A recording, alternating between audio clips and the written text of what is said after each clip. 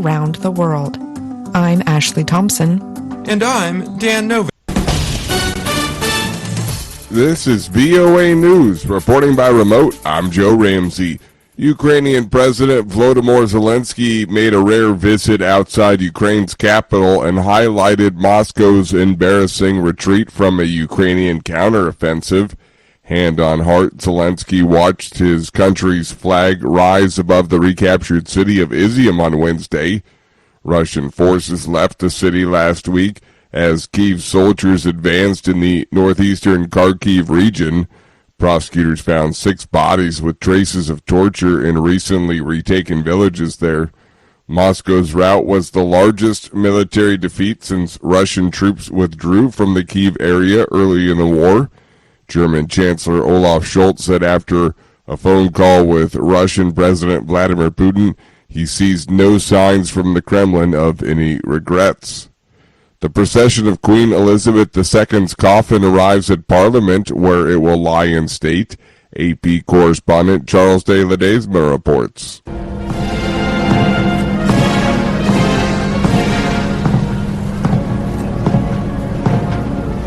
Queen Elizabeth II left Buckingham Palace for the last time, her coffin borne by a horse-drawn gun carriage and trailed by grieving family members during the short journey to the Houses of Parliament, where it will lie in state until the funeral early next week, with the royal standard and a crown of state resting on top of the coffin and artillery firing salutes at 1-minute intervals.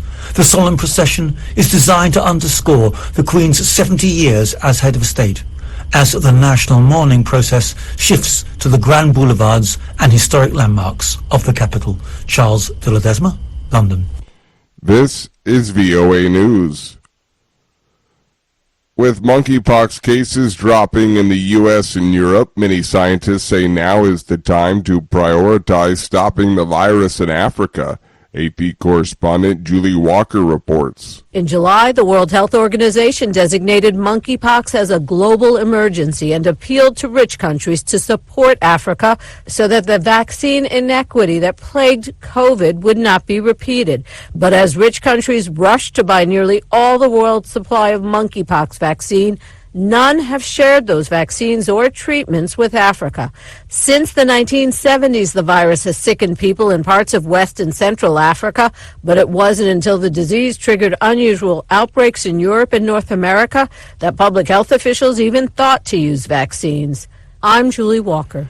The United Nations chief is urging Libya's political rivals to preserve peace at all costs and quickly agree on legal changes so elections can take place, because there's a question of government, quote, legitimacy that now becomes extremely difficult to overcome.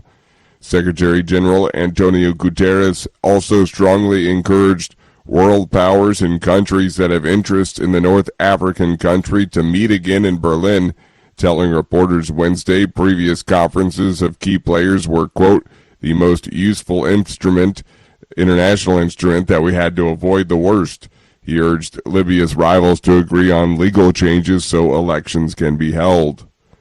Ahead of a rail strike deadline in the U.S., one union rejects a tentative deal. AP correspondent Mike Grassi reports. Members of one union have rejected a tentative contract with the largest freight railroads in the U.S., just days ahead of a strike deadline. About 4,900 members of the International Association of Machinists and Aerospace Workers District 19 voted to reject the contract. There are 12 unions, one with 2 separate divisions, and all must agree to the tentative deals to avert the Friday strike deadline. So far, 9 unions have agreed to tentative deals. Not only would a rail strike disrupt the nation's supply chain, but passenger rail would also be impacted because Amtrak and many commuter railroads operate on tracks owned by freight railroads. I'm Mike Gracia. Recapping our top story, Ukrainian President Volodymyr Zelensky made a rare visit outside Ukraine's capital and highlighted Moscow's embarrassing retreat from a Ukrainian counteroffensive. Hand on heart, Zelensky watched his country's flag rise above the recaptured city of Izium on Wednesday. Russian forces left the city last week as Kyiv soldiers advanced in the northeastern Kharkiv region. Follow us on the VOA mobile app. Reporting by remote, I'm Joe Ramsey.